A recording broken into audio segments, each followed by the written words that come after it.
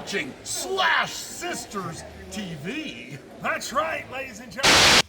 Well, if you've ever wondered how a horror icon is born, this one's for you.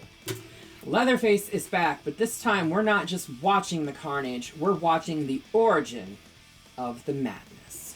Hey horror fiends, I am Slash Sister Jen. And that makes me Slash Sister Hallie, and today we are revving into the 2006 prequel, The Texas Chainsaw Massacre, The Beginning.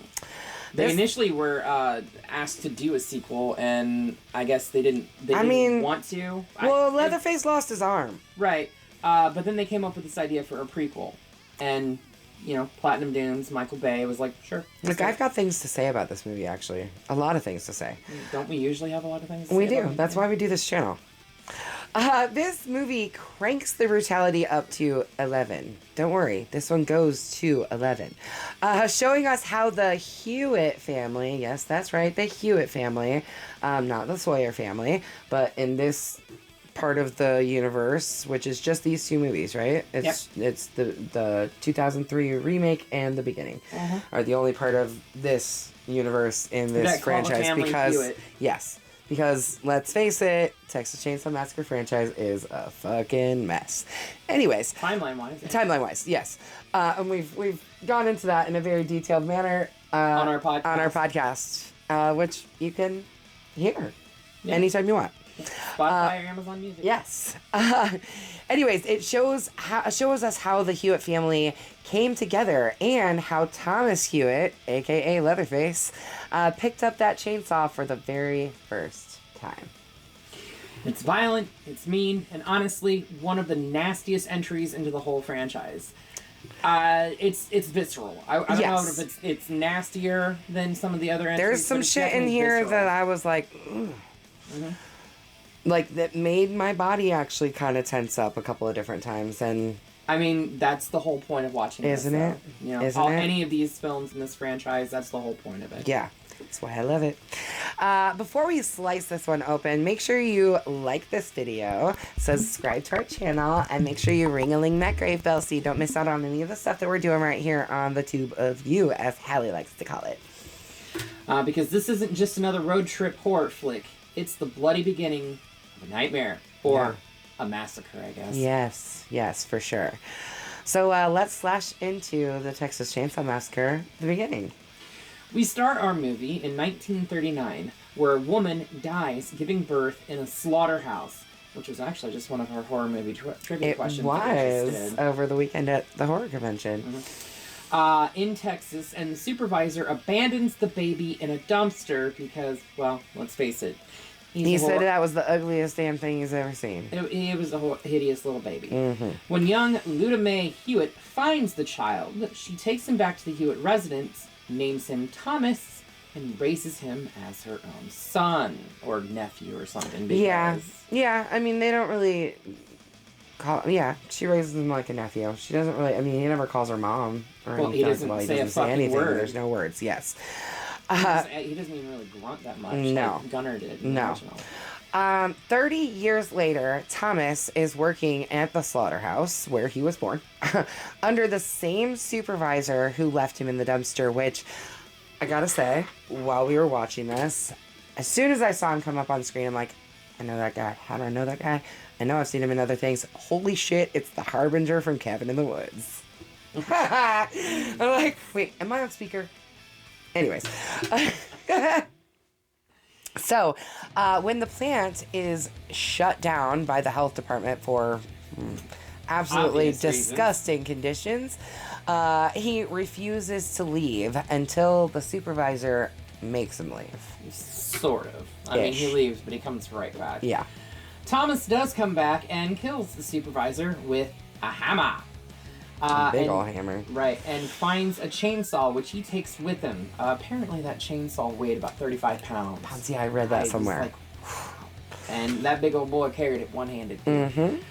When Sheriff Hoyt, played by Lou Temple... Yes, I spotted that as soon as he came up on screen, too. Lou Temple, hey, look at Lou. This channel. He was in Devil's Rejects. Attempts to arrest him. Luda Mae's son, Charlie Hewitt, played by the incomparable R. Lee Emery. R. Lee Ermey. Yeah, whatever. Sorry. The drill sergeant from Full Metal Jacket. And real life drill sergeant as well. He was a staff sergeant in the Marine Corps. Mm-hmm. Yep. Charlie kills Hoyt and assumes his identity. In fact, he even tells Luda May, "How many times Charlie's dead. Charlie's dead. I'm Hoyt." Yep. So this is really interesting because, this is a prequel. This was not planned when they did the original, the 2003 one. The way that they explain how Charlie how he became the sheriff. And mind you, the real Sheriff Hoyt, before he was killed, said that he was going to be moving to Michigan in less than a week because the Hewitt family is the only dumb enough people to stay in the fucking town because the town completely died when the slaughterhouse shut down. Yep. So nobody even knows that he's dead really. So yeah, I find this really interesting. They do there's multiple things in this movie, and we'll talk about it as we go along. But there's multiple things in this movie where they tie into the 2003 movie. Well, I personally think makes the 2003 movie even better. There's specifically, I know, like, fans of the 2003 film wanted to know more behind them. I know they wanted to know how Monty lost his legs and all this other stuff. We find that out in this. Mm-hmm. Well, and what I love about this is that we get introduced to, like, okay, if you watch the 2003 movie when the movie came out, 2 years later, we get introduced to Monty, and Monty has legs. So immediately, your brain goes, ooh, so he wasn't born that way. Mm-hmm. You don't know much about him from the first movie, so you're like, oh. You don't know anything about the characters from the first movie. Yeah, so you're like, oh, how did he lose his legs? And we're gonna find out, obviously, in this movie. So it kind of like gives you this like really cool anticipation where you're like, oh, okay, all right. Yeah, anyways. So, meanwhile in the film, brothers Eric and Dean are driving across the country with their girlfriends, Chrissy and Bailey, to enlist in the Vietnam War. Well, sort of. Dean was drafted and was planning on dodging by burning his card. And Eric had already been to Vietnam and was going to re-enlist with his brother. Protect his brother. Correct. Eric is played by Matt Bomer, yes. Who is very profoundly gay. Mm-hmm. So it was very odd seeing him kiss Jordana Brewster, Mia Toretto from the Fast and Furious series. It's actually interesting. I don't think it was open and out that he was gay in 2005. At that time. No, it wasn't. So it is interesting watching him now. It's like definitely. Matt Bomer likes boys. And I'm like, oh, well, that's quite interesting. Yeah. But, it's quite interesting to note that 20 years later, you can still have someone like Matt Bomer who is a fucking smoke show from head to toe, and like women, men, everyone can look at that and go, yeah, he's fucking gorgeous. And I think 20 years ago, if it had been known that he was gay, he probably wouldn't have gotten the roles. Oh, well, fuck no. At a dinner, I love how much things have changed for the better in some cases. Yeah. At a dinner, they run into a biker gang, one of whom follows them on her motorcycle. She draws a shotgun and orders the group to pull over. In the ensuing chahos, the car crashes into a fiberglass cow. Yeah. It was a fiberglass cow with like fake bones, fake entrails, fake blood. But holy hell, what a fucking scene. Right. And it wrecks, and Chrissy is thrown into a field. Now, how that girl doesn't die, and she just like gets up like nothing even happened, like she didn't get thrown from a fucking Jeep. I tell you what, why don't you ask Amy that same question? She got ejected from a vehicle in 1997. Well, Amy, you're gonna have to tell me that story at some point. Anyways, so when Sheriff Hoyt arrives, yes, he immediately kills the biker. Just shoots that bitch immediately with a shotgun. And then makes them help put her body into the front seat of the car, because what would you want me to do? Throw her in the back seat like she's some kind of trash? Or roadkill? Roadkill, which is exactly what they do with the girl in the 2003 movie. They wrap her up in saran wrap and put her in the fucking trunk. Well, they had more people to haul in the car, too. True. Anywho. Anyway, so they put her body in the car, and then he calls for Uncle Monty. This is when we see Uncle Monty walking on 2 fucking legs and not in a wheelchair to tow the Jeep, which Chrissy is hiding in. So she gets thrown from the car. She watches Hoyt drive off with... Which, speaking of which, this is kind of an interesting little bit. We talked a little bit about how Arlie Ermey was a staff sergeant in the Marines. And so he is actually talking to the two of them. He was in Vietnam about draft dodging Vietnam. In this, he because the time frame is 69. He was in the Korean War. Right. But yeah. So it is kind of interesting. I'm sure that was probably an interesting thing for him to film. You know, I'm sure he had things to draw on for the emotion part of it. I mean, you watch him in like Full Metal Jacket and everything like that. You can definitely tell that he has raw emotion to just ooze out. Now, of him. don't get me wrong. He pretty much plays the same character in everything that he's in. Not always. Not always. Not yes, this not really. This is that character is in there though.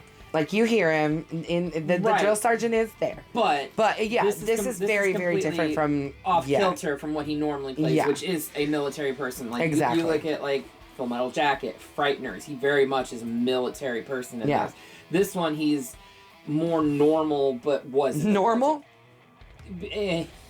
Esque. I mean, normal for a Texas Chainsaw Massacre film. Sure. We'll go with that.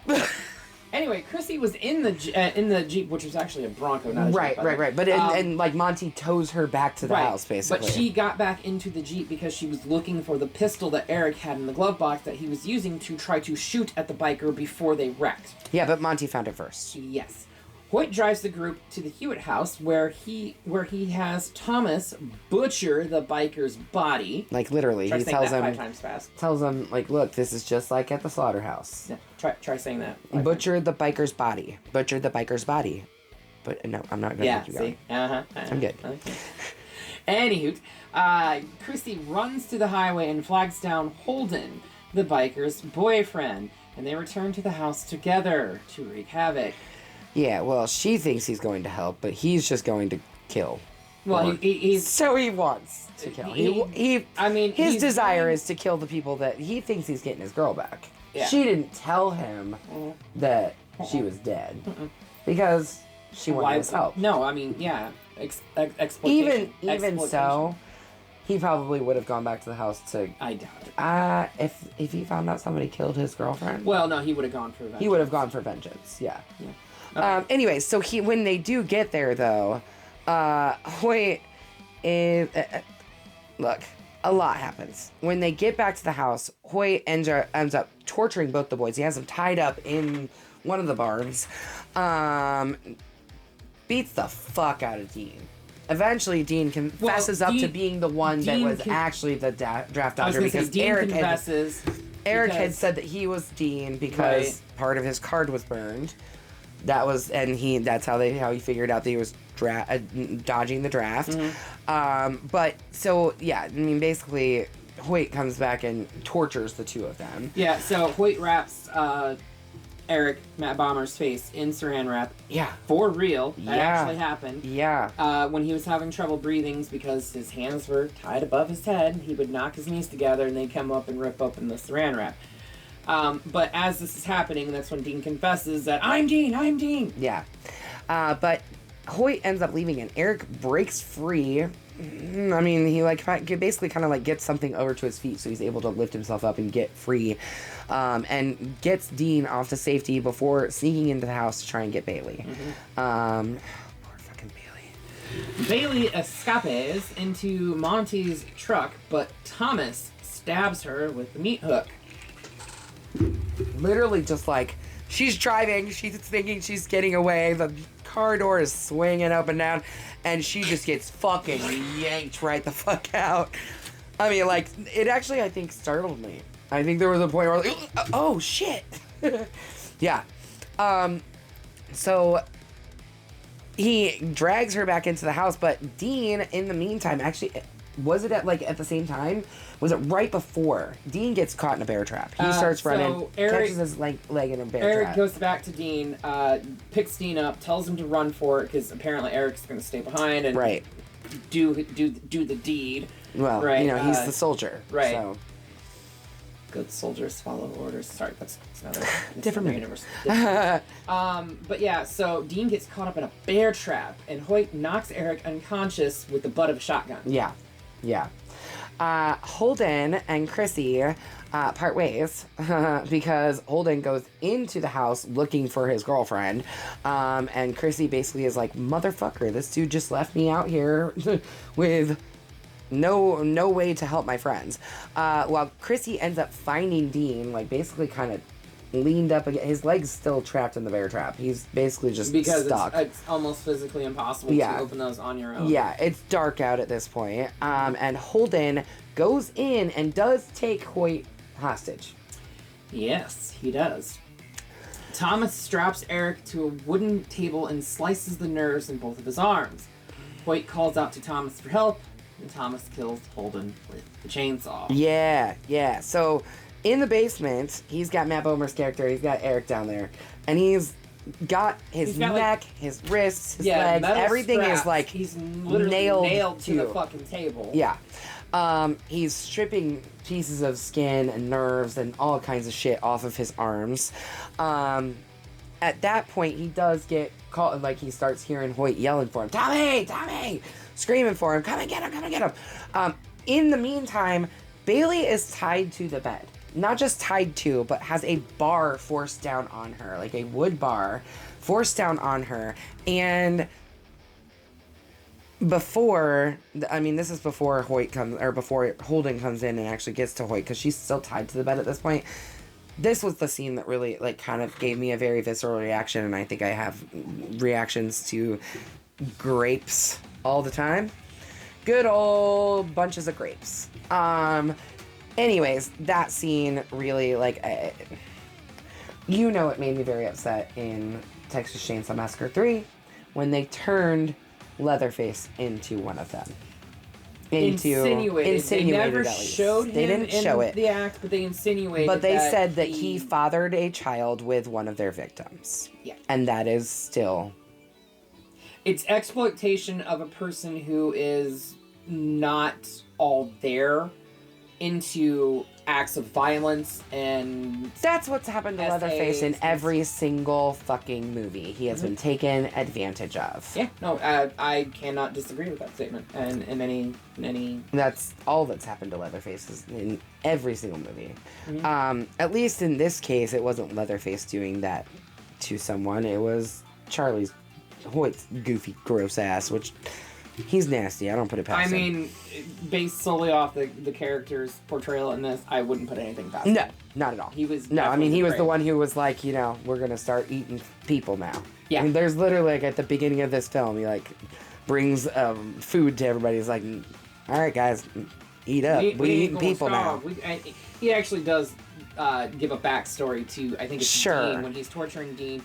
Of how there's no excuse, but how he was a POW in the Korean War, and once a week they would find the weakest person, sacrifice them, and then everybody would survive. Yeah, because you either die in a POW camp or you survive.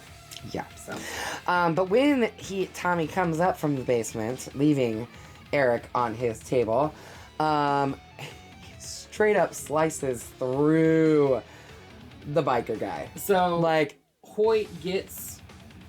Charlie, Hoyt, whatever. Yeah. Gets the biker down on top of the, like, blade of the chainsaw. Right? He's laying on top of the chainsaw. Yeah. And tells Tommy to fire it up. Yeah. Rev it up. And just... and pulls it straight up through his body. I mean, it's pretty... When we said at the beginning of this video that this movie goes hard, it fucking does. It really does. I mean, I think we see more carnage with the chainsaw in this film than we do in any other Texas Chainsaw. Yeah, absolutely. It definitely gives the chainsaw to the name, for sure. Right. So next, Chrissy ends up finding Eric in the basement, but he's literally nailed to a table. She's unable to get him. She hides pretty much underneath this table, which No, is it like is. it's like a vat of blood. It's fucking disgusting. She hides underneath the table while we get to see Tommy create his very first mask. Well, At least out of humans. yeah, because Tommy, Leatherface, impales Eric, effectively ending his torment, and then proceeds to slice his face off, stitch it together with some other pieces of face, and then dons it this as his mask. I mean, my partner and I did say, like, never mind the curing process. Just go ahead and sew right into that flesh. Surely it won't fall apart. There's no problems. No problems at all. Right, I mean, it was still bloody when he put it on his face. Exactly. Right? Anyway. That's besides the point. Movie magic. Right. I mean, it's a movie. Yeah. They take liberties. Yes. And Yeah. I mean, in actuality, it's fucking latex anyway. Right. Fake blood and latex. Right. Chrissy is about to flee when she hears Bailey's screams and decides to try to save her. Mm-hmm. She finds her upstairs, but Hoyt catches her and brings her downstairs for the dinner scene that we did not get in the 2003. Okay. This is kind of like, it's giving you the stuff that people wanted from the 2003 Here's my remake. Here's my thing. I realized while I was watching this, the reason that I fucking hated the 2003 remake when I first saw it is I was like, that wasn't a fucking remake. We didn't get a dinner scene. We didn't get, like, so many hits that are supposed to be part of an actual, if it was a remake, then they really missed the mark. As far as I'm concerned, the 2003 one is a story in the franchise. I think this hits the marks on being more of a remake than the 2003 one did. We get a dinner scene. We get Chrissy jumping through a fucking window. Yeah, we're gonna get there. But I think the whole reason why they did not do like that, and I stand by my reasoning in our review of the 2003, is because at that point, the other heavily prominent remake was Psycho, and that was literally verbatim, shot for shot, same fucking script. And they knew they didn't needed alter to make anything. it different. And but they made it too it different. And I think that was what made the purists and the real big fans that were like, nah, that ain't a remake. But I think this redeems it, and I think it makes the 2003 one even better. I've already said it twice now. Anyway, Hoyt catches her, brings Chrissy downstairs for the dinner scene, along with Bailey and an unconscious Dean. Yep. Which, it's funny because Luda May says, he ain't with us no more, honey, at some point, but he very much is. Well, Hoyt says the same thing, too. Yeah. Which is why she leaves his ass. Yeah. So, at the dinner table, Leatherface slits Bailey's throat. Yes, he's Leatherface now, not Thomas Yes, anymore. no, Tommy's gone. Just like Like Charlie was Charlie's gone. gone. We got Tommy's Hoyt, gone. now Tommy's gone. We got Leatherface. He slits Bailey's throat and tries to take Chrissy to the basement. I mean, look, she wakes up at the head of the table and looks at, I mean, it is very... It's reminiscent It's of the... good. of the It's scene not from her, the it's not original. exactly the same, but it's No. a perfect homage. Oh, Like, I love it. Did we... Yeah, we skipped over... Monty's... Yes, So- we sure did, because Monty is missing his legs by the time we get to dinner. And then they're feeding him his Yeah. legs. They're feeding him his fucking legs. Yeah, you heard that right, guys. I So- mean, you don't want to let anything go to waste, right? So Hoyt has Monty... Well, Monty got shot in the leg by the biker, Okay. which is why But he's still, bleeding out. He's going to die. So Hoyt has Leatherface come up and Tommy. no, It's he's Tommy at this no, he's got the mask on Okay. because he says, "Oh, I like your new face." That's right. Yeah. So Leatherface comes up from the basement and cuts off Uncle Monty's legs. One, and then Hoyt was like, Well, that don't look even. you gotta balance him out. So he took off the other one. And then he did, dress them with paper. He might have salted them. Who knows? Which is what he did to one of the characters. in Yes, the he did. 2003. I mean, he didn't wince like he put salt on it. So either way, he did dress them and... Honestly, I don't know how many fans out there of The Walking Dead we have on our channel. Amy knows exactly. I just heard you scoff. there's a scene in one of the episodes of The Walking Dead where a character wakes up and one of his legs has been chopped off, and there is a group of cannibals that are literally eating his leg. What the cannibals do not know is that he was bit earlier in the day, so he pulls up his other pant leg and he's like, "Tighten me!" I can see his face. I can't remember the character's name. Bob. Bob, that's right. That's right, Bob. Yes, I loved Bob. He was also on The Wire. There was a lot of people from The Wire that were on The Walking Dead, at least in the early part of the season. But when this scene happened, that's all I could think of was, "Tighten me!" Yeah, because then they ate it. Yeah, no, they literally fed dude his own fucking legs. Yeah, which is... at the dinner table. Right. So, so Leatherface comes in, slits Bailey's throat. Luda May says he ain't with us no more, so she thinks Dean is dead. He tries to take Chrissy to the basement, but she stabs him in the... She finds a knife, like, on like a mantle or something. Something. Stabs him in the back. He drops her, and Chrissy jumps out the fucking window, just like she's supposed to. That was one thing that I was like, not a damn person jumped out of a fucking window. Not one. Nobody jumped out of the fucking window. They had every opportunity to jump out of a fucking window. Why didn't you jump out of a fucking window? Because you don't need Thank you, Chrissy. Thank you for jumping out of the window. Anyways, carrying on. Let it go, Phil. Dean regains consciousness and savagely beats Hoyt before heading off to find Chrissy. Chrissy enters the slaughterhouse, grabs a knife, and cuts Leatherface's new face, but he overpowers her. Yeah. This scene in the fucking slaughterhouse, I mean, she's like, this place is fucking disgusting. It hasn't been closed down for that long. What, we're thinking maybe like a week at the most? I'm thinking more like a couple days. A couple of days? Yeah. Because she does find the supervisor's body. Right, Yeah, because nobody's gone to... yet. Yeah, I'm sure it's had to smell fucking foul. But the place probably smelled absolutely awful anyways, just because of the conditions of it. The place was disgusting. Anyway, so she's like hiding in a vat of God knows what. And there's a lot of like kind of back and forth. I mean, she really does kind of hurt him a couple of different times.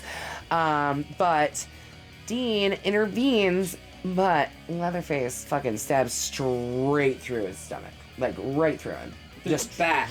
Oh yeah, it was the from back. behind. That's right. Because he picks Dean up with the chainsaw. Yes. But when he drops him, you hear the Yeah. which is not what a body would sound like coming off the blade of a chainsaw. Yeah, but meanwhile, Chrissy found the keys to the supervisor's car, and she gets out of there. Like, she escapes. She thinks she escapes. Yes. Driving down the road, she sees a state trooper who has pulled over a pedestrian. But as she attempts to pull over, Leatherface appears in the back seat and impales her with the chainsaw. How did he get in there? He teleported. Causing the car to lose control and kill both the trooper and the pedestrian before rolling to a stop in the ditch. Just cleaning up all the mess. No big deal. A triumphant Leatherface then walks along the road, carrying his chainsaw back to the Hewitt house. And that, my friends, is where we leave Leatherface and the Texas Chainsaw Massacre until the 2013 sequel to the original titled Texas Chainsaw. Do you think, cuz? Yeah. We'll get there someday. My assessment of this, I've already said this multiple times I actually like this better than the 2003. I think that this is a great companion to the 2003. I personally would have kind of liked to seen both these movies put together to make a one cohesive, great Texas Chainsaw remake. I would have loved that. Absolutely loved it. I would have absolutely loved that. But we didn't get that. No. I do think that whoever it was that wrote this film... It was the same guys that wrote the 2003 one. Okay. I cannot remember their names, So... There it is. They really... I don't know if they had this prequel planned, if they had the backstory, but the backstory that they gave to every single one of the characters, perfect. Honestly, seeing Leatherface's first mask... and how pretty damn close it looks to the mask that we see in the original. Like, the hair is very similar. I think that was the intent with it, to pay homage to what Toby Hooper and Kim Henkel and Gunnar Hansen and all of them did with the 74. I don't know if you noticed this, though. When Leatherface is walking away, there is a bit of narration. That is John Larroquette. It is. So he's now done the original? The remake. The remake and the beginning. Has he done any other ones? No. Is there any other ones that have an opening crawl? I mean, there's other ones, but he didn't do the narration. No, okay. It's just these 3 films. Yeah. His beautiful voice. Right. I love it. I hope he got paid with another joint. That's my hope. So this is a straight up bloody fucking chainsaw up from me. Yep. This movie is fantastic. I actually really enjoyed watching it. There was moments where I was like, fuck yes. Where I was like, it gave us lots of good anticipation, gave us things to start questioning, like the thing with Monty's legs and how Leatherface gets his first mask. And like, there's just so many, how Hoyt became the sheriff. This, to me, is a better origin story for Leatherface than the 2017 Leatherface. By far. By far. Far superior. Not to ruin what we're going to say about that one when we do get to there. But with that, it's a different story altogether. And that one. I'm not saying it's bad. That one is supposed to be a prequel to the original 74. Right. Which I don't feel like it is at all. But with that, we're going to get this out of here. Send this back to the slaughterhouse. What are we going to do next week, Hallie? Or actually, it's not even next week, y'all. No, it's Friday. We're going to give you... It's a double feature spooky season for us, you guys. Just like we did last year. Mm-hmm. We're hitting you twice a week this spooky season. So, what are we going to hit them with the next time? I think we're going to hit them with a cricket bat. What's that? Cricket bat. Yeah, that's right, y'all. We're going to hit you with a little bit of... Do you know what horror-adjacent film uses a cricket bat? It's horror adjacent. I don't give a fuck what anybody says. It's fucking horror. It's comedy. It's horror. It's Shaun of the Dead. Zomcom. Anyways, yes, the ultimate Zomcom, if you ask me. Right. Shaun of the Dead. Make sure you come back on Tuesday where we will be breaking down one of my absolute favorite zombie movies. Friday. Yeah, start. Y'all. It's Wednesday, and she's off her... Oh, you're off her meds again, aren't you? It's a fun life. Come back here in 2 days' time on Friday when we will be ripping apart the zombies from Shaun of the Dead. Yes. Don't say the Z word. Right. We don't say the Z word! I'm going to try my damnedest to do a lot of this review in a British accent. Good luck, I'm not. Anyways, come back and listen to this one in a couple of days. But before then, make sure you slash the subscribe button. Stab that like button. And ring the grave bell so you don't get buried alive. You stay up to date on everything we're doing right here on this crazy-ass channel. And until next time, we will see you all in the afterlife.